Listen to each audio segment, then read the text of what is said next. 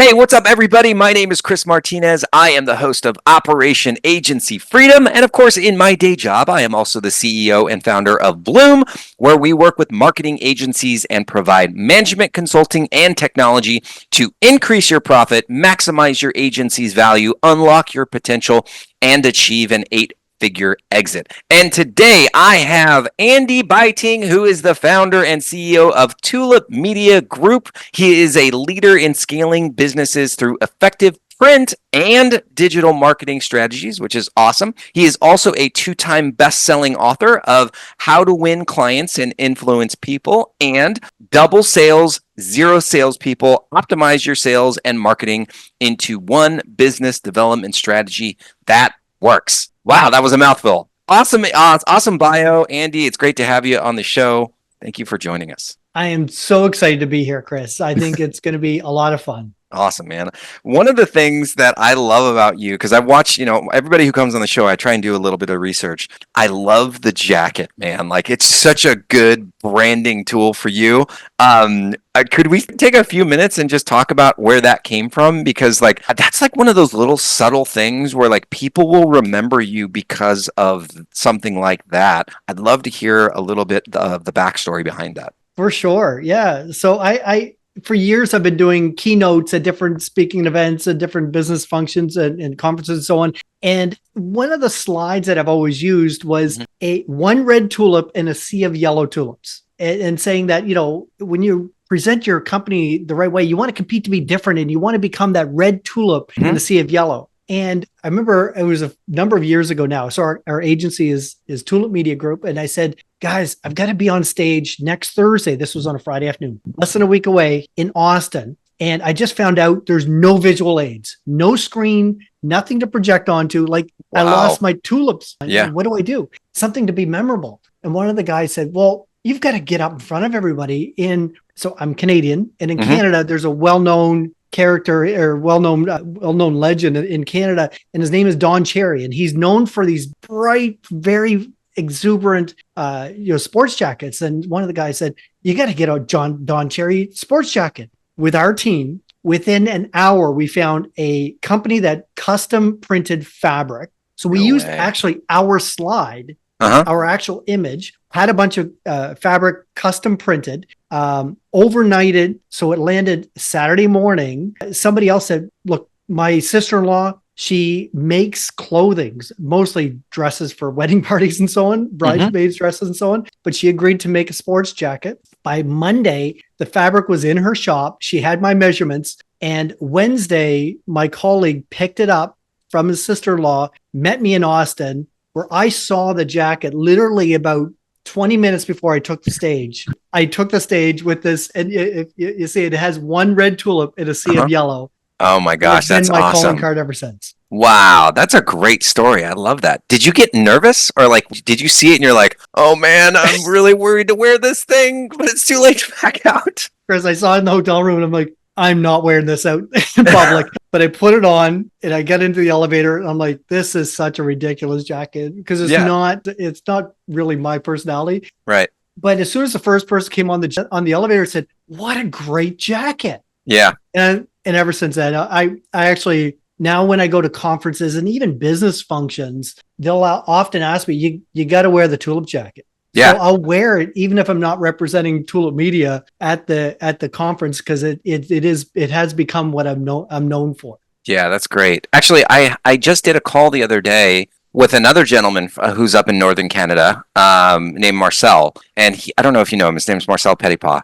And so he always wears these shirts that have birds on them. So the name of his company is called Parakeeto. And so he would always wear shirts that had like parakeets or birds. And so then I did a call with him the other day and he was just wearing a normal t-shirt. And I was like, dude, where's the bird shirt? Because I loved his bird so much. Yeah, exactly. Like, who is this imposter? But yeah, that's awesome, man. I love that you went out and did that. And I think what's really, really cool is that you mentioned that this wasn't really like your style and that it felt a little bit uncomfortable, but you did it anyways. Right. And I think that's a lesson that everybody can take away, is that sometimes you got to do that thing that scares you or makes you a little bit uncomfortable, because you never know what's going to happen. And then you almost kind of call it out and make fun of yourself. So I was thinking, okay, I had a certain amount of time on stage. How am I going to open this with this jacket? Uh-huh. So I walked on, and the first thing I said, and I didn't plan this. It wasn't part of my opening at all. But I walked on, I looked at everybody, just like,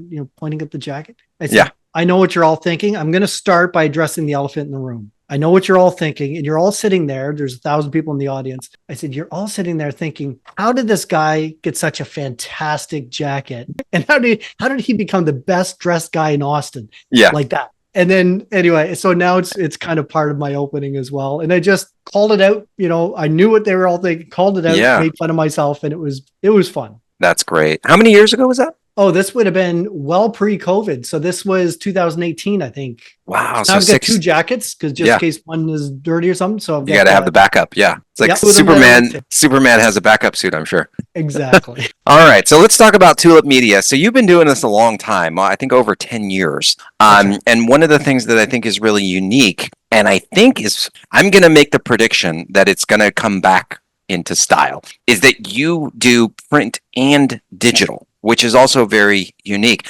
And then the third part of that is that you're not full-time in your agency anymore. So why don't you talk to us about just a little bit about what Tulip Media does, and then I want to dive more definitely into your role in the agency now. Yeah, so Tulip Media was born out of an idea that I used in a previous business, which was Vern Harnish, who's always been a mentor of mine and an advisor of mine for probably 25 years now. He always talked about this concept. You need to own the ink in your industry. And whatever your customers are reading, have it come from you. Position yourself as the authority. And in my previous business, I remember him challenging me, and he said, why don't you guys be the first people to publish a regular magazine, like own the magazine in your industry? And we did that. And then I exited that business 2010. And I remember, that year, a friend of mine saying, that magazine that you created for your last business, why couldn't you do that? Like, that was so unique, so different. Why couldn't you do that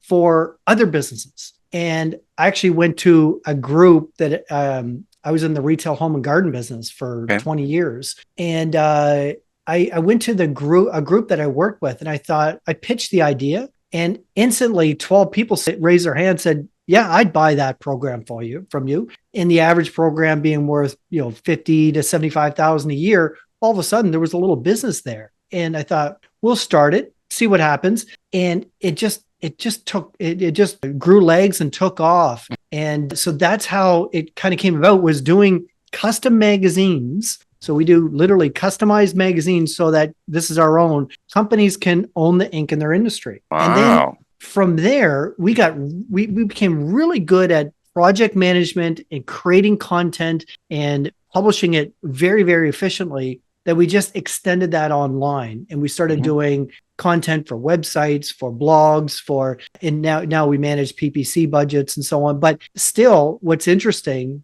and the team has gotten really, really good and effective at digital marketing, but 90% of our new client partners, we call them, come to us for the customized print programs because it's so unique and different. Yeah.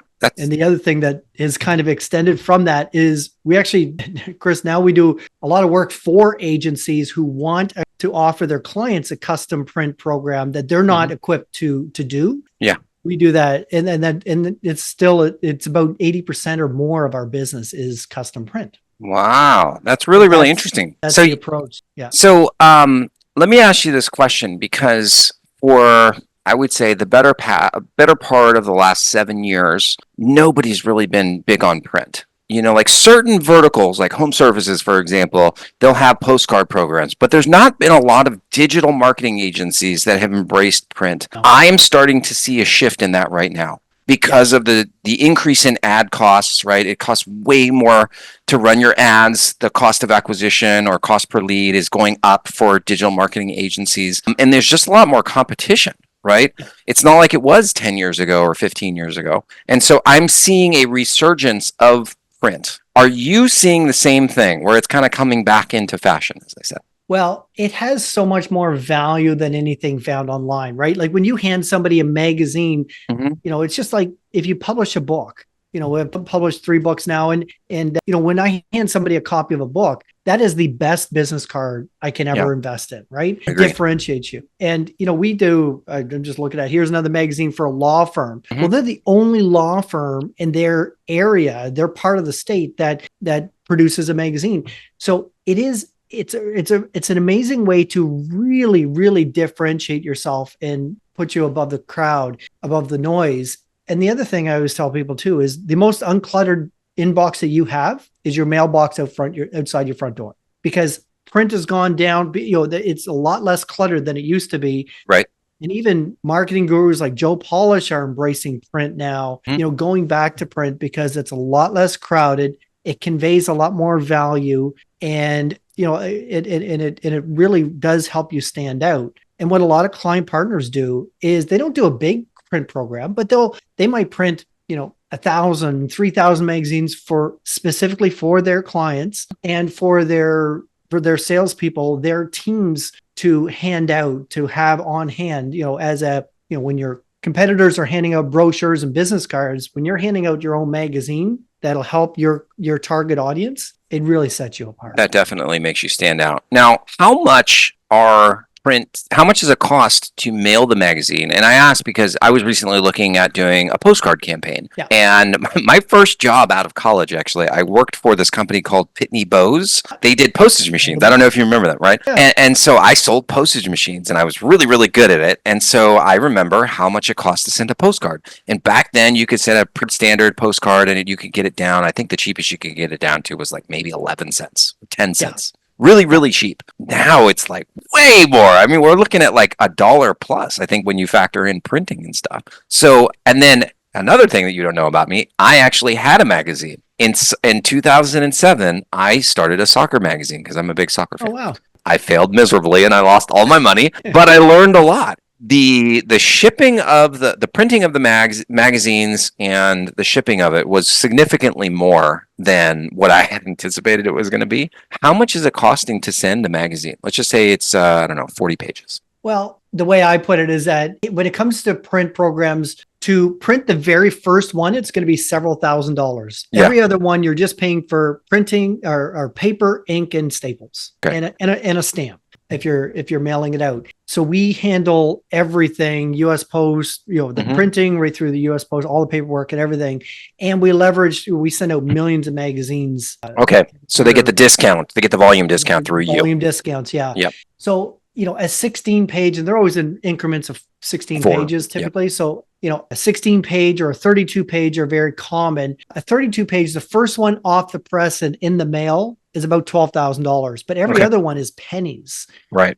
So, when you get up there, postage will run you, depending on your strategy, will run, even for a 32 page, will run anywhere from about 50 cents to, let's say, 80 cents, depending on where it's being distributed. And then you have the printing in there. And it really does, like, if you're printing 1,000 magazines, it's X amount of dollars. If you're printing 10,000 magazines, it's not 10X, it might be 2X. Like the economies of scale are very, very large, right? So that's really interesting. Yeah. So like your clients that you're doing this for, because I'm an agency owner listening to the show and I'm like, well, this sounds like a great idea. Like, how many clients does my client need to have on their list for this to make sense? We have client partners that print 500 magazines a quarter. Okay. And it works for them. And it works for them. Now, on a per piece basis, it's quite a bit. It's not cheap at all. But from an overall program, to be able to have 500, and a lot of our client partners do that where they print them out just to have something to hand out when they're meeting with prospects. We do a lot with MSPs, managed service providers, and quite often a lot of those folks actually only get. We have a program there where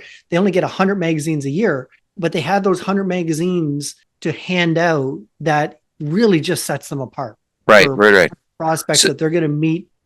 So this isn't like a quarterly magazine or a monthly magazine. Most people are doing like a once a year, and then you keep them and you can pass them out to other people. Is that kind of how most people work it? I would say most do it quarterly. Okay. because they're sending it out through the mail to their Right. clients, or Right. and we do mostly B2B. Most do quarterly, but there are a number that do it once a year. But most are quarterly. Some Okay. are twice a year. A number of them are every 2 months. We have a number of monthlies. So it's all dependent on what the needs are. Well, I mean, when you take into consideration that nobody else is doing it, even if you did it once a year, you're still standing out from the crowd. Nobody is doing that. And I do believe that there's still, I mean, I'm old school, so I love like paper notes and stuff on my desk, and I write things down, and people give me shit for it, but I don't care. There is definitely still value to having something tangible that you can put in your hand, right? There is. And 100%. You know, even if they throw it away, they're still going to look at it and they're like, do I want to keep this? I kind of feel bad putting this in the trash, but then they're going to remember, right? And if you send them again, then they're going to be like, okay, well, now I got to pay attention, right? They're a legit player in the industry. They're obviously Absolutely. a leader in their industry, and so on. Yeah, for sure. I love this idea.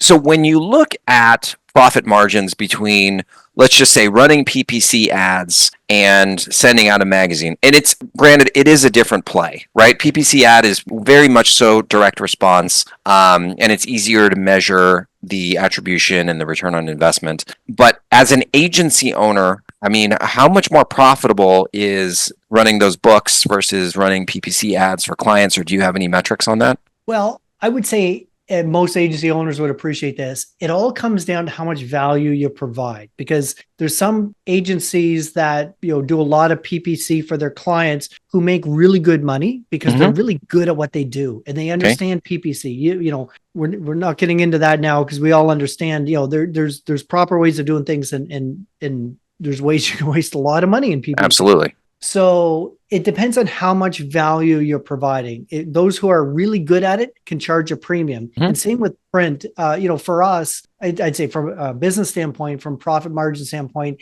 it's not a huge difference. You know, it's really not a huge difference because with the print, we've gotten our processes, the way that we go about, you know, project management, content creation, because we create most of the content. We have ghostwriters, and I know AI is playing a role now, but you've got to, you know, you've got to leverage good editors, you know, designers, and so on. So our process enables it to be really quite profitable for us. But between digital and print, like for the amount of time invested and the amount of time spent on it, it's not a huge difference for us. Got it. Do you typically see a boost in ROI when people start integrating more print? Because this is what I'm thinking, and I have to test this out. I actually just took equity in an agency a couple weeks ago, and I'm about to get equity in another one. So this is one of the initiatives that we're going to be testing out with our new agencies, is integrating print. And I'm a huge fan of Every Door Direct,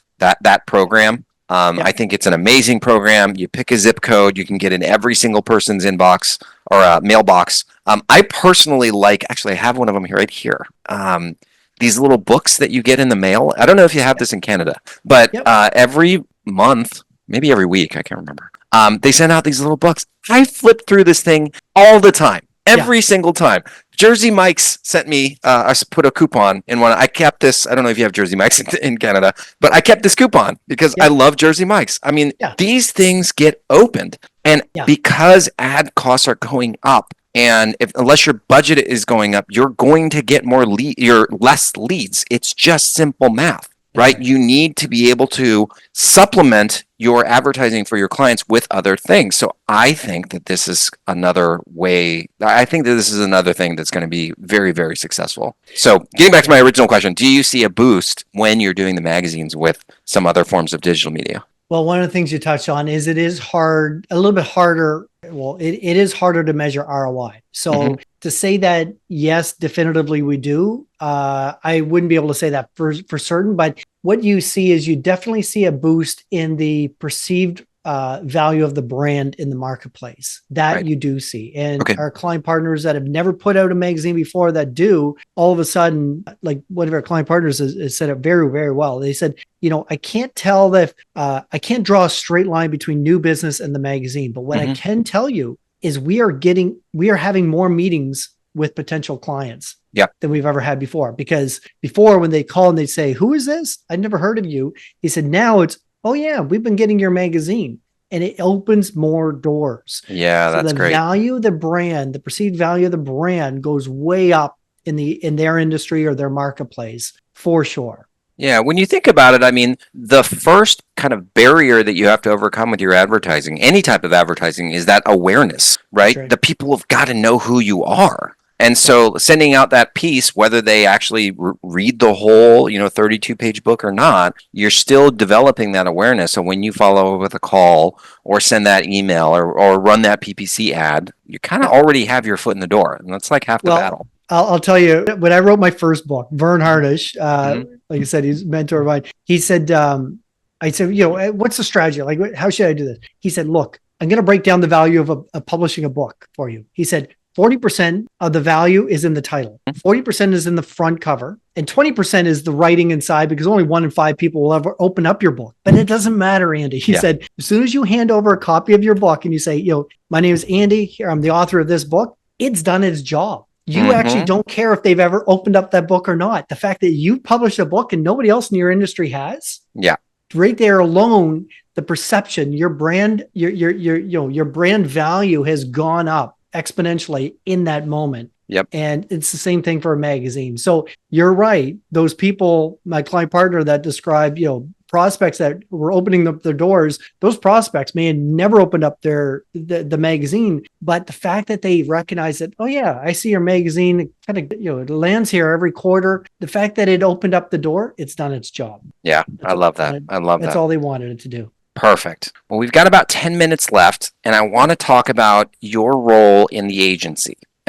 Before we started recording, we were talking about this, how I would say 99% of marketing agency owners, when they start their agency, they have this dream of being able to work from the beach, right? It's kind of like that 4-hour work week where you're sitting in a chair on the sand, you've got your laptop, being able to, and you're making millions and millions of dollars. But very few people actually realize that dream. Now, you have built an agency where you admittedly are only putting in a handful of hours a week. Yeah. I would love to talk about how you did that, right? So if you can just, I know we only have 9 minutes and we could probably talk on this for 3 days, but if you could give us like 1 or 2 big tips, that would be awesome. Well, so I've always, in the last 15 years, I've owned different businesses. I launched Tulip Media. I did work in it quite a bit, but I've only ever, at the most, it was maybe a half-time job for me. But in recent years, one thing that I've realized, Chris, is that my strength, I'm a startup guy. I'm really good at starting new projects, getting them off the ground. But once, and I have a partner, an early investor in Tulip Media that came on board, and he said, you're the best guy I know that can build the car, get it on the track, and get it in the race. But at that point, if you don't get somebody else in the driver's seat, you're going to see what that car can do off-road. Because you get bored quickly. So a few years ago, I embarked on, I finally realized that I'm not a good operator. I'll get bored way too easily. I'm good strategy. I'm a good startup guy, but I'm not a good operator. So I actually embarked on a journey of hiring a president. I hired a president to come in and take over the day-to-day operations of the company. And my goal is this year to have my time in Tulip Media down to an average of about 4 hours a week, which I'm right now averaging about 6 hours a week. So I'm a little bit over where I want to be. And that includes a 1-hour conversation with my president every Monday afternoon. I still take part in the weekly meetings for the company Monday mornings, but I'm going to be backing out of that. But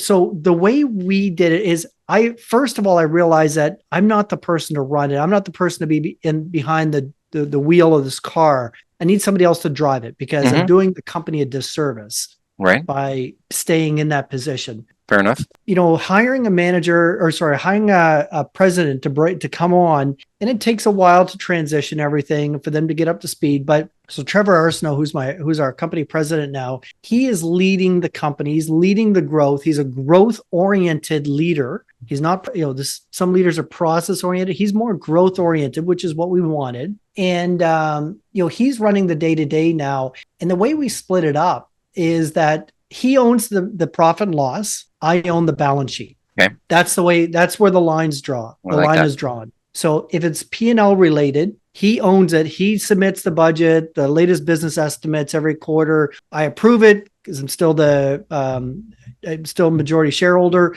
So I do approve it. I give my feedback, but at the end of the day, it's my feedback. And I'll say, to the latest business estimates and say, okay, have you thought about this? Here's something I was thinking about over the weekend. What do you think? It's your call, but here's my input. We finalize that budget, and then I own the balance sheet because it's, it's my primary investment. Right.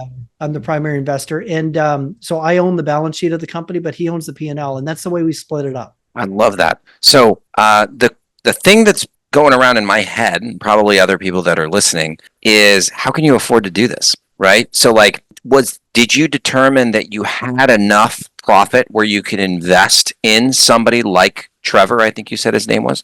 Yeah. Or did you determine, hey, I need to make this investment or I'm never going to have the profit that I need? How was that decision made? It was a little bit of both. We've been profitable for a long time as a company, and I'm extremely disciplined. So we've been we've been consistently profitable. We just haven't, it hasn't been until Trevor's joined.